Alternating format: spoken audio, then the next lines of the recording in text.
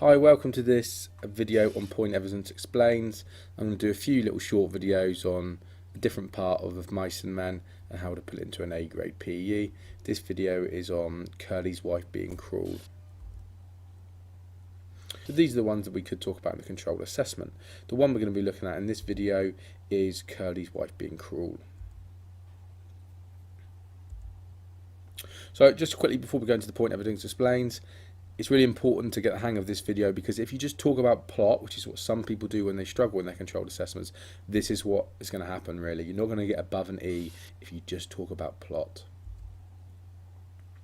So the perfect PE then, obviously you make a point, evidence, explanation, and where we're going to get the higher grades after that is we're going to zoom in on language. So we're going to zoom in on a word on the quote, and then we're going to try and discuss context, because like we said, if we talk about 1930s America, hopefully we're going to get a better grade. So here's the quote: "Well, you keep your place then, nigger. I could get you strung up on a tree, so easy it ain't even funny." So we're going to look at that and we're going to base on this quote. So my point is, Curley's wife shows her cruel side to a number of the characters in chapter 4. It's really important that you don't go overboard in your point. A lot of people get confused where they make their point 3 or 4 sentences and it goes all over the place. Just keep it very short, very simple. My quote is the one above. So all I'm doing in my explanation is basically explaining why that quote proves my point. So why that quote, "Well, keep your place then, nigger, I could get you strung up on a tree so easy it ain't even funny." Why that quote proves she is cruel?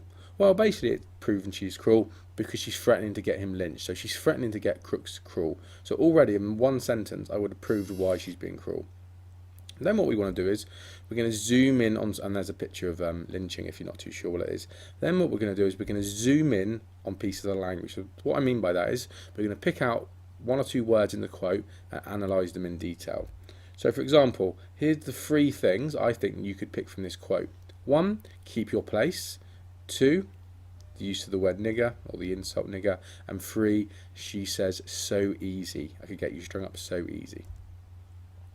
So first of all, your place. Well, we could talk about that she is basically saying keep your place as a black man on the ranch, as at the bottom, but she's also saying keep your place as a black man in society at the bottom.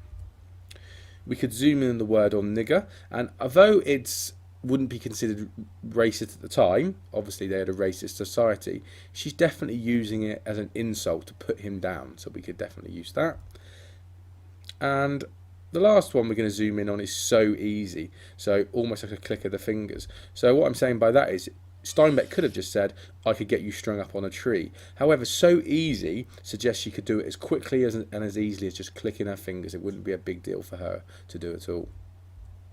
And then we're going to try to maybe go into detail a little about 1930s, 1 or 2 sentences, maybe explaining what lynching is. So it's hanging a black man from a tree if he was accused of a crime. And maybe we could go into detail 1930s even more and talk about where women's place in society.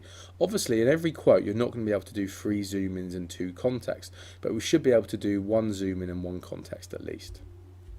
Okay, so my point is, Curley's wife shows her cruel side to the number of the characters in chapter 4. Then I've got my quote. And in my explanation, I'm just saying why that quote proves she's cruel. So Curley's wife is suggesting she will get Crooks lynched if he continues to talking to her. And then I'm going to zoom in. So I'm not going to zoom in hugely. I'm just going to do 1 sentence on each of my zoom in things. So easy. So the so easy phrasing makes it sound like she can make it happen as easily as breathing out. I've explained why they've used so easy. Then keep your place. This suggests she wants him never to forget his place in society and the ranch as a black man. And then the N-word, she also calls him a nigger, and while this might not be considered racist in 1930s America, we sense she's using it as an insult. So it's not a big deal, it's just 1 sentence on each of the things we've picked out.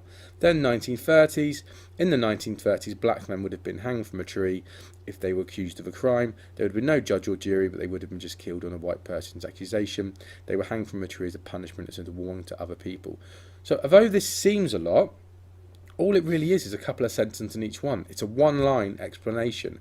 It's 1 line on each zoom in things, 1 sentence. And in the context, I've just done a couple of sentences explaining what lynching is. So this is all pretty simple. However, if we put it all together, it becomes an A grade paragraph.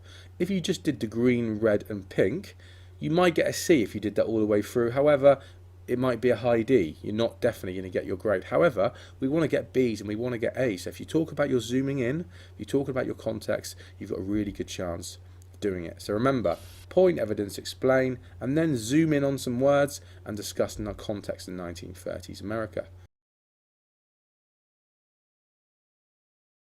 So the quote we're looking at is, well, I think Curly's married, ... ellipsis, a tart. My point is, Curly's wife is introduced through rumours. Please make your point really simple in your PE. We don't need points that are 3 or 4 sentences long because it will be very confusing to the reader, and if you get your point, evidence and explain jumbled up, you're going to struggle to get a decent grade. So, my point is she's introduced through rumours. Before we meet Curly's wife with the ostrich feathers and the heavily made up and all that, we get a description from Candy, the guy on the left, okay? So Candy talks about that she's a tart and all that, okay? So basically Candy is a guide earlier on before we meet Curly's wife. He's a guide for George and Lenny, so he tells us about Curly, he tells us about Curly's wife, he tells us about the bunkhouse, he introduces the characters. So he's a guide for George and Lenny, but he's also a guide for the reader. He's almost Steinbeck's voice to the reader, so he's telling us all about these characters and what they think. So basically I'm going to talk about in my explanation, well, why this is unfair. So why the fact that we've never met this woman, but she's been classed as a tart, so we're going to talk about that. Then, talking about zooming in, we're zooming in on the words or phrases that we can talk about more, and why Steinbeck has decided to use these words or phrases. So I think we can zoom in on the word think, I think we can zoom in on the ... the ellipsis, and I think we can zoom in on the word tart. And all I'm going to do is do one sentence in my paragraph on each of these little zoom in things. So I'm going to talk about the word think. Okay? So, Steinbeck could have just said, made Candy say she's a tart. However, Candy says, I think she's a tart. So that tells the reader that he's not totally sure. So we shouldn't be totally sure as a reader. So he's not definite she's a tart. So she might be a very nice person. Okay? Then we've got ... which is the ellipsis. Again, this is almost like a pause in Candy saying it. So this pause might be because it's a secret. It might be a pause again because he's not sure. Maybe she is a nice person. But also remember, he's basically sort of slagging off the boss's son's wife to these two new people. So maybe he's not sure if he can say it to George and Lenny. Maybe Curly could be in the doorway and he hasn't seen him. So he's being very secretive. Then we're going to zoom in on the word tart and basically just talk about how it's a sexist term and derogatory, not a very nice term. And then we're going to talk about, in this paragraph, we can sort of maybe talk about the things we've already mentioned. So we can talk about the fact that Candy is a guide. Because it's due to this quote, we can shove that in there. The Candy's a guide to the George and Lenny. We can also talk about, we've talked about in classes, that the fact where he's talking to a bunch of guys he's never met before. It's almost like a men's locker room. So it's almost like he's trying to impress them, like it's locker guy talk. And then we can talk about 1930s America. So the point is, Curly's wife is introduced through rumours when Candy says, well, I think Curly's married a tart. So basically I'm going to say in my explanation, talk about the word tart. As the reader has not met Curly's wife yet, this sexual term influences the reader to think Curly's wife is sexual, cheat and untrustworthy. So because we've never met her yet, this is unfair because it's just a rumour, it's just gossip, and then I've explained what the word tart means.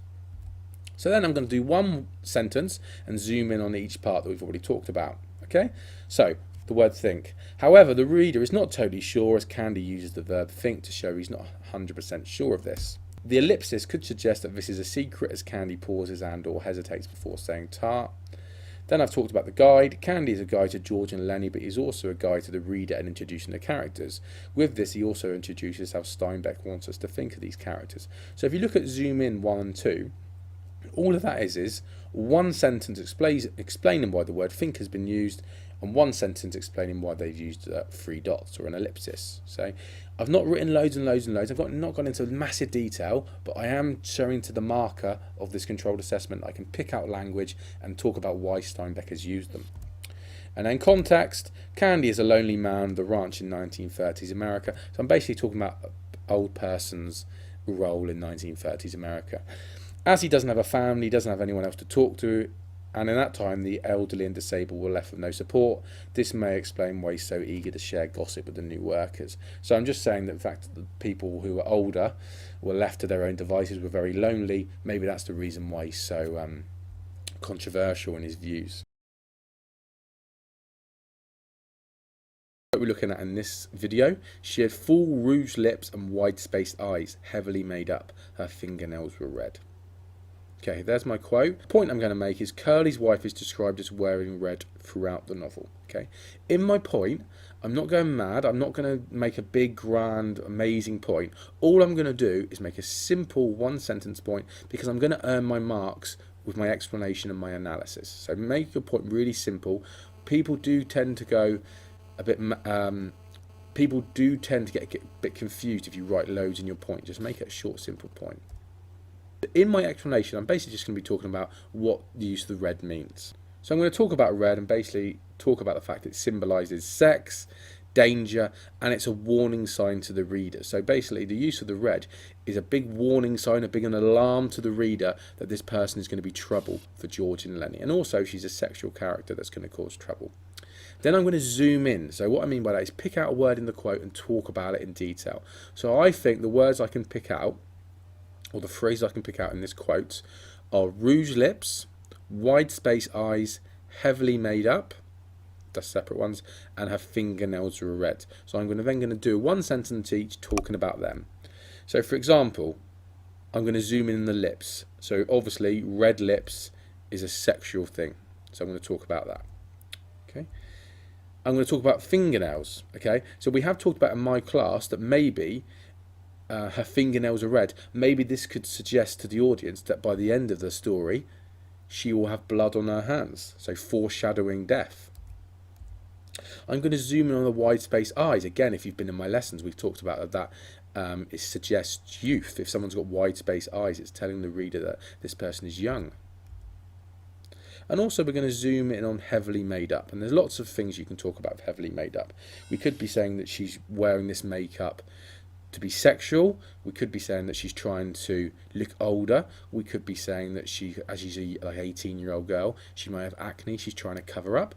Or a high level point could make it, we know that Curley's a violent character, and in the 1930s women did get beaten by their husbands, so maybe we could be saying she's heavily made up to hide a black eye, like this picture might suggest. Also Steinbeck has used the word heavily to suggest that she's almost like got loads and loads and loads of it on. And then we're going to talk about 1930s America. Well, what could we talk about this? Well, we could talk about the fact that women were ignored if basically they weren't wives or mothers. So maybe this is the why she's trying to get attention. So my point is, which I've talked about, Curley's wife is described as wearing red. My evidence is the quotes. Then I'm going to do my explanation basically talking about what red can symbolise. So the colour red is very sexual and shows Curley's wife is trying to look attractive for the men. It also symbolises danger as a big warning sign for the characters and the reader that Curley's wife will be a dangerous character. That's me explaining the colour red and why it's been used. Then I'm going to zoom in on one sentence on each of the words and phrases that I've already picked out. So, she has worn bright red lipstick to bring attention to her full lips and has painted her fingernails the same colour. This could foreshadow to the reader she will have blood on her hands by the end of the novel and could cause a character's death. So I've done one sentence on the lips, one sentence on the fingernails. Then Steinbeck also brings attention to how young she looked with her wide space eyes. So that's one sentence on wide space eyes. She may be using her heavily applied makeup to make herself look older or perhaps hide any blemishes a young girl may have on her skin. However, it may be a sign from the writer she's been physically abused by her husband and is hiding a black eye. So I've done a bit more there. However, all I've done is basically just talked about our things here. So heavily made up, sexual, look older, acne, abuse. I've just given a little bit of sentence for each of those things. And then context, what could we talk about? Well, just one sentence. In the 1930s, domestic abuse was very common, and this may be a subtle hint to the reader she's a victim on the ranch and in general as a woman in the 1930s. So I'm saying the fact that Curley might have hit her was common at the time, and also basically shows that she's a victim throughout the novel and that women were victims a lot of the time in 1930s America because of how they were treated.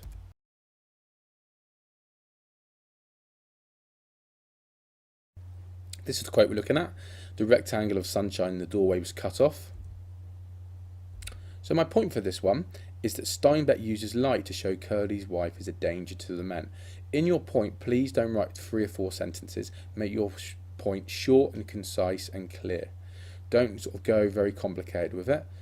people will struggle if you make your point and your evidence and explain all jumbled up together. So make a really simple point.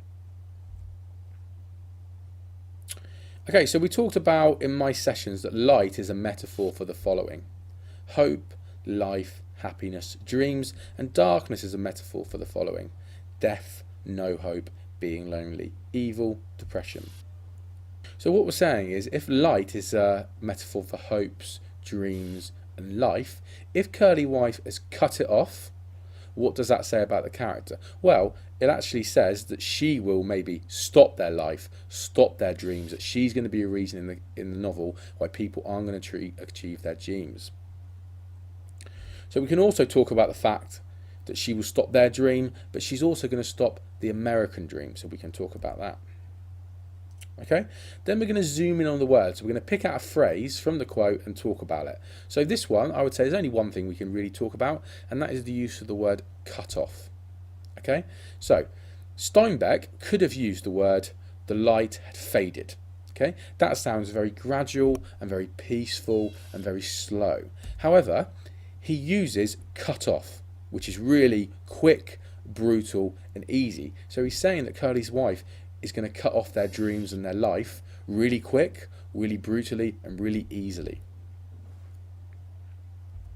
Okay, and then we're going to talk about 1930s. So I already said she's going to stop their dream or cut off their dream, but we can also talk about the fact that she will stop the American dream and what that is saying about what Steinbeck's view of the American dream is.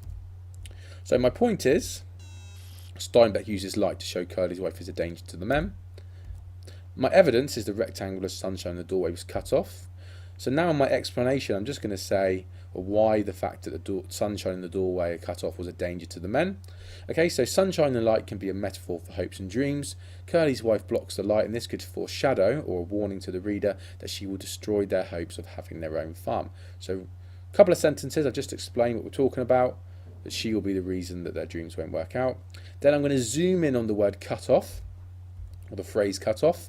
The use of the verb cut suggests you will do it in a quick and brutal way. So I've not written 5 or 6 sentences, all of them really to the point, and explained why Steinbeck has used the word cut. Then I'm going to talk about 1930s America. The idea of dreams being blocked could also relate to the American dream, where if people worked hard they could achieve their dreams. You can also add to that, well, that obviously shows that Steinbeck's view of the American dream is that he totally disagrees with it, doesn't think it's something that actually really happens in reality.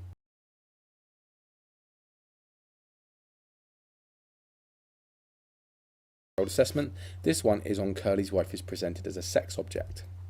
So here are the topics my class have discussed in the classes. This video is looking, like I said, at her being portrayed as a sex object. So please, please, please do not talk about plot, otherwise this will happen to you, the guy in the red. If you just talk about plot, you're not going to get above an E. You really got to analyse language. So the perfect PE, you're looking at point, evidence, explain, which you've probably done to death in your classes. So make a point, give a quote to back up your point, and then say why your evidence proves your point in the explanation. But what we're going to add is we're going to zoom in on a word or a phrase or even a couple of words, a couple of phrases in the quote, and we're going to discuss 1930s America. Here's the quote we're going to use. I've seen them poisoned before, but I'd never seen no piece of jailbait worse than her. So we're going to talk about that, how that portrays her as a sex object. So like I say, my point is Curley's wife is presented as a sex object in chapter 2. Please, please do not go overboard in your point. We don't need a 3 or 4 line point. Really simple, really clear. If people get their point evidence in explain confused, it's confusing for the reader, so make it really clear. So all I'm doing in my explanation is basically saying why jailbait presents her as a sex object. So basically I'm just explaining what jailbait is. So I'm saying it's a woman who is classed as sexual, who is under the age of sexual consent, basically who's going to get a man into trouble. Okay. Then I'm going to zoom in. So the words that I think we can zoom in on this quote is poison, and I think we can zoom in on the word never. So poison, first of all then, we're going to zoom in on poison because poison kills people. So if you put down poison for mice or a rat or whatever, it kills them. So basically what Steinbeck is saying or warning to the reader is that Curley's wife is poison, that she may end up causing death by the end of a novella. And then we're also going to zoom in on the word never. Steinbeck could have just said she's jailbait or she's poison. But he's saying I've never seen something like her. So remember, George is a experienced person. He's been on different ranches, but the fact that he's never seen anything like her shows us that she's unique. So we can say that's George's face. Shows that this person is unique. And then we're going to talk about 1930s America, and just talk about the fact that women, unfortunately, were second-class citizens and were seen as either sex objects or mothers and wives. So if we put that into a paragraph then. Point, Curley's wife is presented as a sex object in chapter 2. Then I've got my quote. Then I'm going to talk about my explanation why that proves she's a sex object. Jailbait is a term for a woman who is seen to get a man into trouble by using their sexuality. It is also a slang term for women and for a woman under the age of consent for sex. Then I'm going to zoom in. So one sentence for each one. The use of the word poison suggests she will be a dangerous character, as if you give a poison to an animal it will die. And I'm going to zoom in on never. As George has travelled to a lot of ranches, the fact he says he has never seen a woman like Curley's wife suggests to the reader she is something unique. So I'm not going absolutely ballistic. I'm not writing loads and loads. All I'm doing is one sentence for each of the things I'm zooming in and just basically explaining why Steinbeck is used to use that word. Then I'm going to talk about context. So these terms were commonly used in 1930s USA, as women were generally seen as wives and mothers or as sexual objects. So I'm basically just explaining 1930s America and why women were seen as second-class citizens. So the quote I've picked for talking about her relationship with Curley is, "I'm glad you bust up Curley a little bit. He got it coming to him. Sometimes I like to bust him up myself." So that's her talking about her husband. So the point I'm going to make for this is Curley's wife is presented as having a dreadful relationship with her husband. That's probably not worded the best way in the world, but obviously you'll be choosing your own points and stuff. This is just a guide. So all I'll be saying now, my explanation, is why that proves she's got a dreadful relationship. Well, basically it proves it because she's saying that she was glad that he was beat up by Lenny, and she would like to beat him up himself. So for a woman who's been married to her husband for 2 weeks, that's pretty outrageous, pretty dramatic thing to her to say. So we can obviously tell that marriage is not going well at all and she actually really dislikes him. Also, I've put in brackets here, never seen together, but they're never seen together in the book. So don't confuse the film. In the film, they are together a little bit. But in the book, the only time they were together is when she's died. So that obviously shows that Steinbeck is showing their relationship, that they're poles apart emotionally and they don't communicate because we never see them together. Then what I'm going to do is I'm going to zoom in on some language and discuss why John Steinbeck has chosen those words. So I think we can zoom in on bust. So I'm glad you bust him up, and he got it coming to him. I think we can highlight and zoom in on those words that I've highlighted and underlined. So first of all, I zoom in on bust, because basically bust means she doesn't just want him to be slapped. She doesn't want him to have like a light touch on him when he's beat up. It basically suggests she really wants him to be beat up. Bust almost suggests she wants him to be broken. She really wants him to go through physical pain. Again, a pretty amazing thing to talk about with her husband. And then also, we can zoom in on the phrase coming to him, which is basically saying that she's not saying, oh, he's a lovely guy, he's my husband. She's basically saying he deserved to get beaten up. The way he acts means he deserves to get beaten up by Lenny. Again, pretty outrageous thing for a wife to say about her husband. So basically we're saying that context 1930s is it's very, very hard for women at the time to get divorces.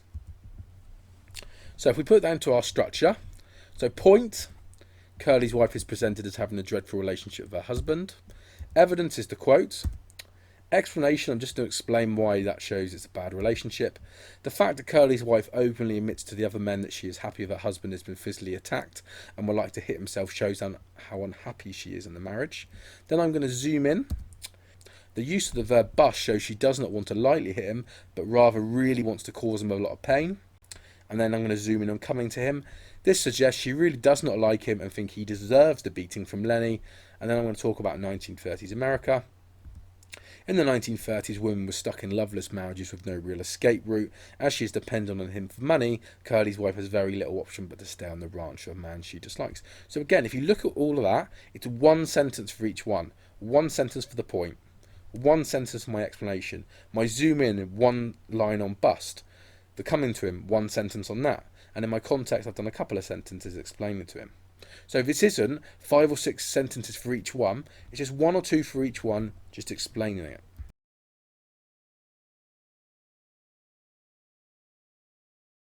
So this one is a little bit of a special one, really, because we're not going to look at a specific quote. We're just looking at the fact that she's called Curly's wife. In all the other videos, we probably have a 2 or 3 line quote. In this one, we've only got 2 words.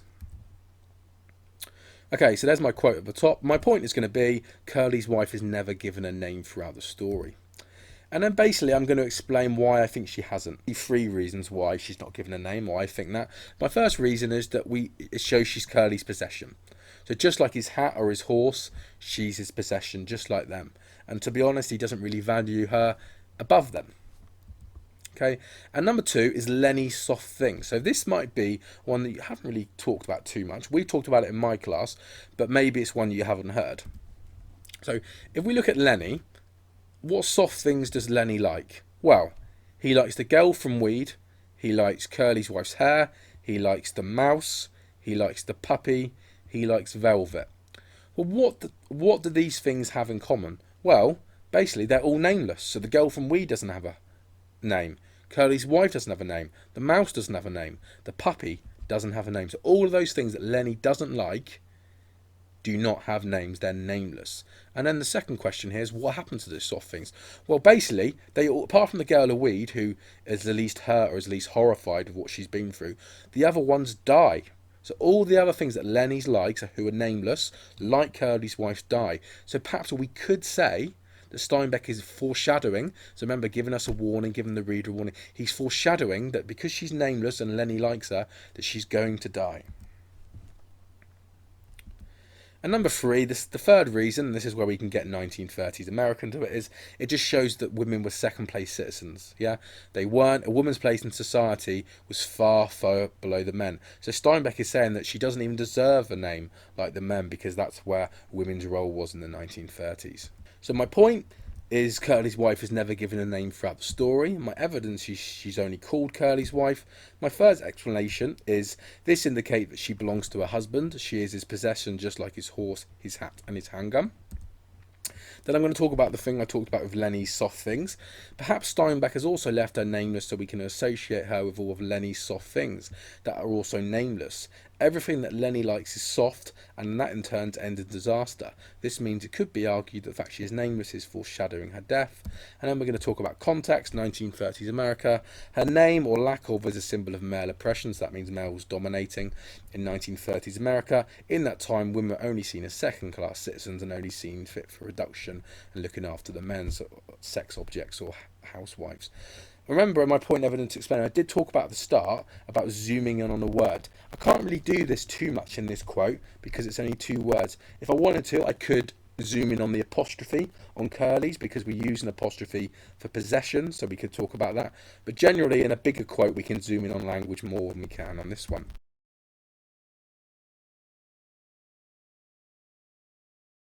The quote I've picked to show her lonely side is, "Why can't I talk to you? I get lonely, I never get to talk to nobody, I get awful lonely." So the quote's up the top, and my point is Curly's wife is lonely throughout the novella as none of the other men will speak to her. So they don't speak to her as they're scared of losing their jobs and they know she'll got them into trouble. So in my explanation, I'm just going to show why this quote shows how isolated she is. So remember, the boss doesn't have a wife, there's no women on the ranch, so what is she supposed to do? She needs to speak to someone. However, whoever she tries to speak to just ignores her, probably even including Curly. I imagine she never gets to talk to Curly about anything that she wants to talk about. As we know, all he talks about is who he wants to beat up. So we're going to talk about why that quote shows that. So for example, she repeats lonely, she asks a question, she can't understand why no one can speak to her. So we're just going to explain the quote and just talk about why that shows how lonely she is. Then we're going to zoom in on some words to talk about in the quote. So I'm going to zoom in on the repetition of lonely. She says it twice. We're going to zoom in that she never gets to talk to nobody. And then we're also going to zoom in on the word awful. So we're going to zoom in on awful. So this is basically saying that she gets very, very, very lonely. So this adjective is used just to show how bad and exaggerates how lonely she is. Then we're going to zoom in the repetition of lonely. So Steinbeck has done this on purpose just to exaggerate how lonely she is. He gets her to repeat it in the same quote. And then we're going to zoom in on never and nobody. So the never just shows you that she doesn't just get to talk to nobody once a week. It's never ever. She doesn't ever get a chance ever. Not once a week, not once a month, never to talk to anybody. And the nobody, again, just exaggerates that it's not just she can't talk to some people, it's every single person she can't speak to. Okay, there you go. So never ever gets to speak to anyone. And then we're going to talk about 1930s America. So the woman's place was in the home. If they were caught talking to any men apart from people in their family, there would have been questions asked. There you go. So a woman's place, stereotypical woman in the house, cleaning the house, making the dinner for the husband coming home. So my point is, Curley's wife is lonely throughout the novella as none of the other men will speak to her. So remember, your point should be short and simple. We don't want 3 or 4 line points because it gets confusing. Short point because you're going to get your marks in the explanation. Then my quote, which I've talked about already. And then my explanation basically saying why that proves she's lonely. So this quote shows how isolated she is on the ranch full of men. As the other characters do not want to talk to her because they are scared of getting sacked, she's completely alone. The rhetorical question shows she does not understand why they won't talk and explains why she's craving attention from anyone. So again, I've picked out a bit from the quote already there and talked about the fact she's used a question, shows that she doesn't understand why this is happening. Then we're going to zoom in. So let's zoom in on awful first. So the word awful is used like we would use really to emphasise how lonely she is, but the word also shows how sad her life is. So that's another good point. So it's awful as in I'm really lonely, but awful as in her life is awful. Then the repetition of lonely exaggerates to the reader how isolated she feels. Then we're going to zoom in on nobody. So nobody tells the reader she can't talk to anyone on the ranch. Even the boss does not have a wife. And then we're going to zoom in on never. This suggests it's not happened even once. Context, in the 1930s, women had the role of the housewives, and it would have been frowned upon for women to speak to men who are not part of their families. So if you look at that, I haven't gone to town, I haven't done 5 or 6 sentences on one thing. It's all basically 1 or 2 sentences. So my point is 1 sentence.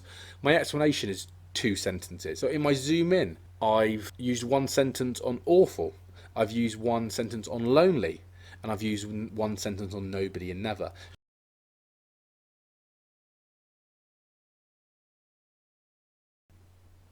The quote I've picked about dreams, or her dreamers, remember her dreams to be the actress, is could have been in the dreams and had nice clothes, and I could have sat in them big hotels and had pictures took of me. So my point for this is, like all the other characters, Curley's wife has a dream, so had a dream. So George and Lenny, the house, Curley to be a boxer. So first of all, I'm going to explain why my quote proves my point. So why she has a dream and what her dream is. So then I'm basically going to write a couple of lines about her dream is to be the actress. And I'm also going to talk about ostrich feathers. Okay, so we have talked about this in class. And basically the quote that we're also going to talk about with Curley's wife and her dream is the insteps of which were little bouquets of red ostrich feathers. So I'm going to tell you why this is related to her dream. The main reason she wears ostrich feathers, or one of the reasons she wears ostrich feathers, is that she wants to be like the actress. Her dream is to be an actress, and on the right here, this is a movie actress, and she wears a big gown with ostrich feathers. So Curley's wife, so she would have worn ones like the shoes on the left. She wants to wear ostrich feathers because she wants to be like a movie actress. So, for example, if a little boy wants to be like Wayne Rooney, he will wear like a Wayne Rooney Manchester United shirt. Okay, so she wants to be a movie actress, so she's wearing these kind of shoes. However, we can also talk about 1930s America, where the other person is wearing a whole gown, a massive thing of ostrich feathers. However, she can only afford these little fake ones on her shoes. Okay, the next reason why, and the more higher level point, and we've talked about in classes, is that an ostrich is a bird that can't fly. Okay, so we could say that Steinbeck uses the fact that ostriches are a bird that can't fly as a metaphor to show the reader that Curley's wife can't fly away. This may suggest she will never leave the ranch or retrieve that dream. So we're saying because of the ostrich feathers, she's almost like a bird that can't fly. She wants to fly away and be an actress and go to Hollywood. However, we know she won't be. She's almost like a flightless bird stuck on that ranch with no one to help her. And then we're going to zoom in on some language. So I think we can zoom in on coulda and pictures took of me. So first of all, we can say about coulda is she's talking about her dream and she's using the past tense. So she's not saying, or maybe in the future I can be in the movie. She's saying coulda, which is a bit sad because it's telling the reader that 1, she won't achieve her dreams, but also she knows she won't achieve her dreams. Zoom in on pictures, so pictures took of me. So again, we could zoom in on this is that although she wants to be an actress, we can almost apply it to people today. She's actually just wants to be famous. She just wants the attention. She wants to sit in the hotels. She doesn't talk about, oh, I love the craft of the skill of acting and I want to be on film or anything like that. All she really says is she wants someone nice to take photos of her in a hotel to maybe get that attention that she's trying to get from the men on the ranch. And then we can talk about 1930. So she's stuck on the ranch with a man she doesn't love. She's really unhappy, hates being there. So almost this dream of being an actress is just like a thing, maybe a little fantasy that she quite likes to think about during the day. It's almost an escape route from the ranch for her, that if she gets in the movies, it means she doesn't have to be with Curly anymore. So like I said, she wants to get away from the ranch, and this Hollywood dream gives her something. Maybe she knows it will never happen, but maybe it's something nice to think about. On point, like all the other characters, Curly's wife has a dream. Evidence is the quote. Explanation: her dream is to be a movie actress. This may explain the way she dresses with her heavy makeup and ostrich feathers on her shoes. She's trying to emulate the film actresses of the 1930s who sometimes wore ostrich feathers around their necks.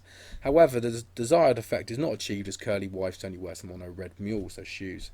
This can be linked to 1930s America and the Depression, which meant this is all she could afford. Steinbeck uses the fact that ostriches are a bird that can't fly as a metaphor to show the reader that Curly's wife can't fly away. This might imply she will never leave the ranch or achieve her dreams. Okay, so I've gone to town a little bit there, 3 or 4 sentences, but all I've really done is explain what her dream is and then just gone into detail about the ostrich thing that we discussed. Then I'm going to zoom in. So just one sentence. The use of the past tense with coulda and had suggests she knows her dream will never happen. However, her desire for pictures to be taken of her shows she is not too interested in acting, but perhaps just want to be treated nicely, have nice clothes, and be given some attention. So again, zoom in. I've not done 3 or 4 sentences or gone to town on it. All I've done is one sentence for each word that I've zoomed in on, and basically explained why Steinbeck has chosen it. And then context: in the 1930s, women had little option, and this dream might just be a case of Curly's wife being desperate to escape her poor surroundings.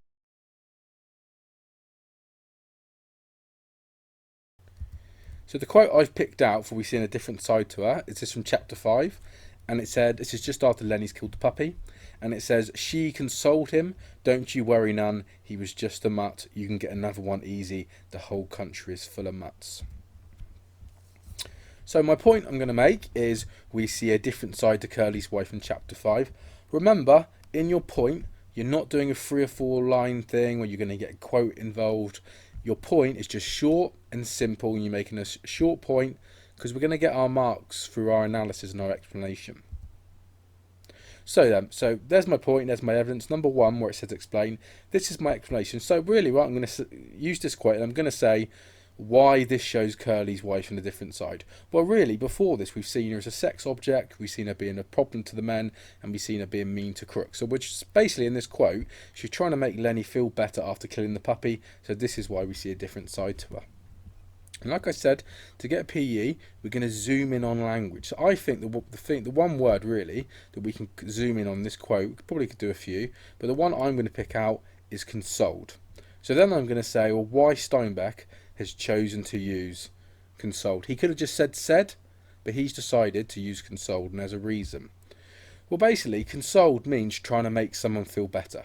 Yeah, so we've never seen Curly's wife try to make someone feel better. She seems to be fairly involved with herself, but almost like a mother, she's trying to like make the little boy feel better. And even though soothingly's not in the quotes, we can bring in soothingly because she says it 2 or 3 lines later. Again, that's trying to make someone feel better. And then we're going to talk about context. Well, if you look at the quotes, basically what we could say is she's saying, don't worry about dogs, you can get another one, the whole place is full of dogs. But we can also say she's saying that about people in the 1930s. Remember, the Great Depression happened, everyone lost their money, so everyone was after themselves. No one really cared about other people, they were just looking after themselves and their family. So we could be saying, really, she's saying, well, don't really worry about people. If someone dies, it doesn't really matter. The whole country is full of people like them. So we could say that she's almost saying that about people in 1930s America. Okay, so my point is we see a different side to Curly's wife in chapter 5. Then we got my quote, and then I'm going to explain why that quote proves we see a different side. Well, this quote tells us she's trying to make Lenny feel better about killing the puppy. Before this chapter, we've only seen her presented as a sex object or being cruel to crooks. Okay, so I've explained that. Then I'm going to, 1 line or 2 lines, talk about my zoomed in word. So my zoomed in word is consoled. So the use of the verb consoled shows she's trying to comfort Lenny, and the use of the adverb soothingly gives the impression we're almost seeing a maternal side to the character compared to the selfish character we have seen earlier in novella. Don't worry about that full stop by impression, it shouldn't be there. So basically all I've done is one line or one sentence for each of my zoomed in words, basically explaining why Steinbeck's chosen them. Then I'm going to talk about context, just like my point I've said. In this quote, Curley's wife is also telling us what she thinks of people in 1930s society. By saying you can get another mutt easily, she is saying that people are only looking after themselves and don't worry about others. This may have to do with the economy during the Great Depression, where people had to look after themselves and their own family. This is ironic, as she will become one of the mutts when she's killed and no one seems to care. So in that point at the end, I'm just saying she's saying it like it doesn't. People don't really matter. However, she's going to be one of the people that dies and no one really cares about later on when she gets killed. So if you look at this, it's not, I haven't written 5 or 6 sentences for any of them. One line for my point, then my quote, 2 sentences for my explanation, 1 line each in my zoom ins, and then I've gone into detail a little bit in my context. The quote that I've chosen is, "Then gradually time awakened again and moved sluggishly on." This is just after Curley's wife has died. So my point is, Steinbeck uses personification to show how her death has changed the lives of everyone on the ranch. So remember, before she dies, people have dreams. She wants to be an actress, George, Lenny and Candy want to go in their house. The moment she dies, it does end for everyone. So there's my quotation again. So basically what I'm saying with the personification, and remember, personification is a figure of speech that gives qualities of a person to an animal, an object or an idea. So for example, here's a little image of the wind. If you said the wind whistled all night, that would be personification. The wind can't literally whistle, but it makes it more interesting for the reader, makes it more descriptive. So basically what I'm saying with the quote is that time stopped when Curley's wife died. There's a quote in the story that says a moment. So a moment stopped. But what we're saying is that life goes on. So time stopped, but time awakened again. So it's basically giving time a human emotion of waking up. So what this quote is saying is that even though Curley's wife has died, even though someone has died, time still goes on. But then we're going to zoom in on the word. We're going to zoom in on the word sluggishly. So sluggishly almost think you're doing lethargically, you don't want to do it, it's going to be slowly, it's going to be a real effort, it might be even a little bit painful. So what we're saying with this is that even though time will go on, if we don't have dreams, because remember the dreams have ended, if we don't have the dreams, then it will be a really painful existence, it will be a sluggish existence, be a miserable existence. And then we could talk about 1930s America, where again, Steinbeck is basically saying no one really cares about each other, even though someone's died. Even though this girl has died, Curley's reaction is he doesn't really care. No one cares on the ranch. So it's almost like looking after number one in 1930s America. So my point is, Steinbeck uses personification to show her death has changed the life of everyone on the ranch. Then the quote. Then my explanation is, this image uses personification to suggest that time doesn't stand still, and even though a person has died, life goes on. Then I'm going to zoom in on sluggishly. The author is also telling us that everyone's dreams have died, and the adverb sluggishly suggests that without dreams, life will be tiresome and harder to get through. So basically I'm just saying there, in one sentence, why Steinbeck has used sluggishly. He didn't have to use it. If he would have just said that people moved on, maybe we would have thought, oh, actually, it would be okay. However, using the word sluggishly, we know that life is going to be painful for these characters in the novel. Then the context. Due to the Great Depression, an atmosphere of self-preservation took over the country. The fact that time stops only for a moment suggests that no one mourns Curley's wife and they are only interested in themselves. So again, I'm just talking about the fact that no one really cares she dies. They're just interested in themselves. Even when Candy finds her, he's not mourning over her. He's mourning over the fact that he won't get his dream of having the house. There's it put into a paragraph. So remember, if you just did point, evidence, explain, you're only going to get to the blue, and if you did it well, you might get a C. If you did it not so well, you're looking at a D. But by adding the green font, zooming in, by adding the pink font, context, you're moving yourself up to B or A grade. To be honest, the personification quotes and the explanation would get you a high mark anyway, because it's a higher level answer. So don't worry too much if you can't get your head around it, because it is a really top answer. So, but if you can, it would definitely be a great point to make.